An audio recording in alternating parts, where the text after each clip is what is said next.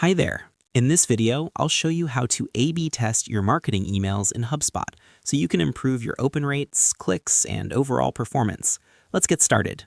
First, log into HubSpot and go to Marketing, then click Email. Click Create Email and choose Regular Email. Design your email like normal. This will be version A. Add your subject line, content, images, and call to action.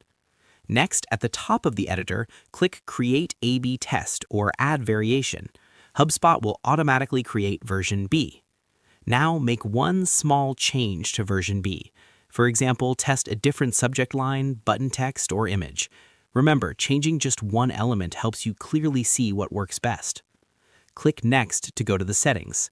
Choose how much of your audience will receive each version, like 50% for A and 50% for B. Then select your winning metric, open rate for subject lines or click rate for content. Set how long HubSpot should run the test. After that time, HubSpot automatically sends the winning version to the rest of your contacts. Finally, send or schedule your email. Once it's delivered, check the Performance tab to compare results and see which version performed better. And that's it. A/B testing in HubSpot is a simple way to learn what your audience prefers and continuously improve your email marketing. Thanks for watching.